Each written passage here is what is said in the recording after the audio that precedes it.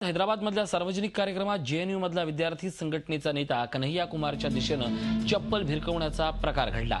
कन्हैयासारख्या देशद्रोहाला बोलू द्यायला नको अशा घोषणा देत कार्यक्रमात एकानं कन्हैयाच्या दिशेनं चप्पल फेकली। त्यानंतर तातडीनं पोलिसांनी चप्पल फेकणाऱ्याला या कार्यक्रमातून बाहेर नेत ताब्यात घेतलं। अशा प्रकरणात आपण घाबरत नसून यापुढेही निर्भीडपणे आपले विचार मांडतच राहू असा निर्धार कन्हैयानं व्यक्त केलाय।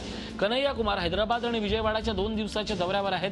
देशातल्या शैक्षणिक संस्थांवर हल्ले होत असल्याचा आरोप कन्हैया कुमारने यावेळी केला। आमचे प्रतिनिधी प्रसाद भोसेकर आपल्या सोबत आहेत। प्रसादजी, काय सांगाल या सगळ्या प्रकारानंतर? कन्हैया यांनी काय सांगितलं आणि हा चप्पल भिरकवणारा, बूट भिरकवणारा माणूस कोण होता, कुठल्या संघटनेचा होता, या संदर्भात काही माहिती मिळाली आहे का? बिलकुल, आज सकाळी 11 वाजता इकडे जे हैदराबाद मध्ये फोरम फॉर कॉन्स्टिट्यूशनल राईट्स सीपीआयची एक विंग आहे, त्यांनी एक सेमिनार ऑर्गनाईज केला होता आणि त्याच्यामध्येच कन्हैया चीफ गेस्ट म्हणून बोलवलं होतं, कारण की 2 दिवसाच्या दौऱ्यावरती आहे।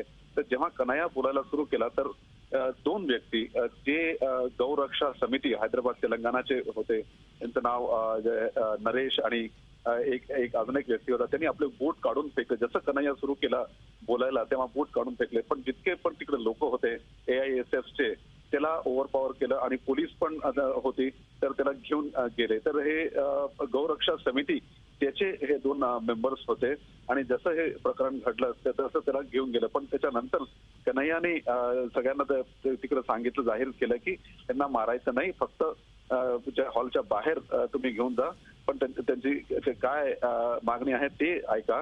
त्याच्यानंतर कन्हैयाने आपला कार्यक्रम पुढे केला। आणखीन अर्ध्या घंट्यानंतर त्याचं स्पीच संपलं। नक्कीच, धन्यवाद या सगळ्या माहितीबद्दल। आमचे प्रतिनिधी प्रसाद भोसेकर आपल्यासोबत दूरध्वनीवरून संपर्कात होते। दरम्यान कन्हैया कुमार यांनी असल्या प्रकाराला न घाबरता शैक्षणिक संस्थांवर होत असलेल्या हल्ल्यासंदर्भात आपण ठाम भूमिका घेणार असं म्हटलंय। झी 24 तास रहा एक पाऊल पुढे।